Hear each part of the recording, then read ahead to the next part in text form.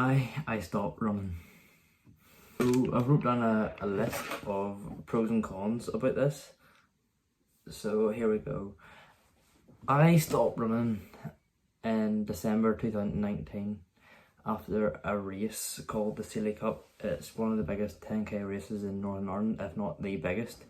So I stopped it because halfway through the race I got injured. I pulled a muscle in my calf, but that's not one of the main reasons why I stopped running. So the first reason, and probably one of the top reasons why I stopped running, was my body weight.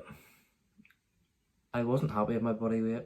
I didn't feel like I was like a healthy size, and I wanted to always be bigger and a lot more muscular around the top half of my body. So in December I stopped running, took a month out and tried to put on a bit of weight. Then in January I hit the gym. Before I started the gym I was 58 kilograms, which is like under 8.5 stone, and now I'm sitting around 10 stone 2, which is about 65.5 kilograms. So I put on about 7.5 kilograms of body weight. So yeah, that's the first reason why I stopped running. The second reason is commitments. So the commitments I had during running was work and uni. It's very hard for me to get the training like up in Belfast after uni, work, because I was having work.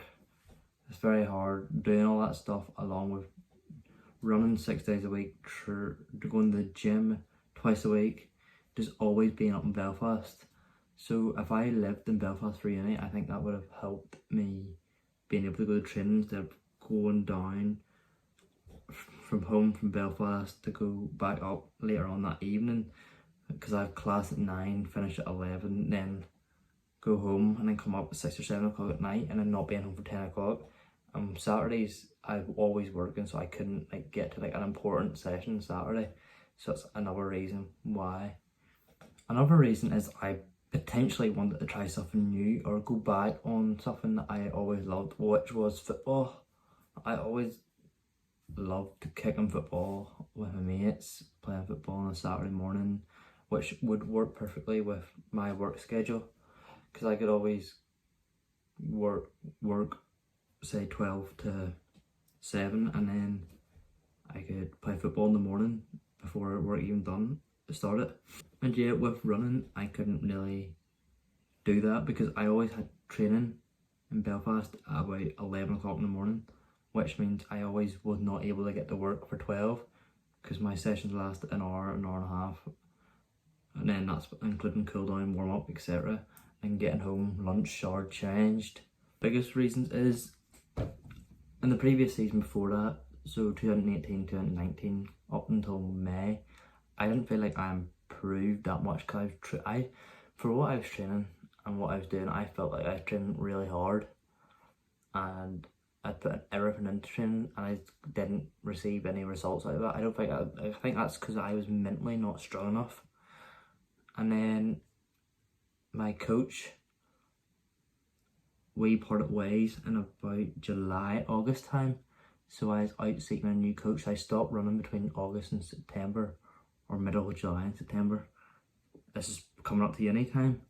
So I parted ways with my coach and I found a new coach in September, which was previously my strength and conditioning coach beforehand.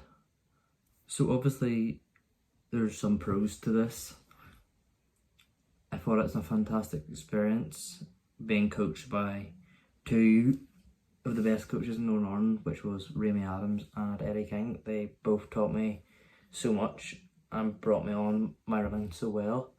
Eddie brought me on down from 2:14 to under 2 minutes 800, and with Rami he brought my 5k time from 17:01 to 16:45, which is fantastic. Both coaches had very different training styles. I enjoyed every bit of getting coached by them and being mentored by them, and there's nothing I would change in anything. I'd do it all again. Another pro is I really enjoyed the competition. I loved competing.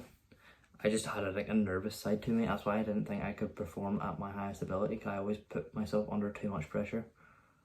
And yeah, my main event was 800. I felt like I could have hit 157 easy this year if I stuck with Remy, but we parted ways also because what I said in previous clips is because my commitments, and I totally understand Remy's side of it. And I just decided to part ways. Well, we both decided to part ways, but he was able to see it, like why, and I'm glad he did as well. So what am I doing now? I'm trying to do gym and run, but not run competitively. Obviously I can't do it all with lockdown going on. So yeah, I'm trying to keep a lot of muscle mass along the top half of my body and keep my weight up at 10 stone and not try and drop below it. I've been trying to eat a lot more, just enjoy myself, because I think I've mentally put myself down because I wasn't enjoying running towards the end.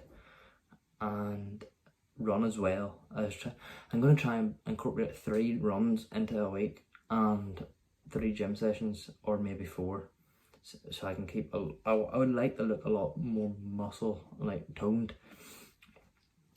but that can't come with being a competitive runner. You don't see competitive middle distance, long distance runners being very muscular, big build, not big but like a natural stature.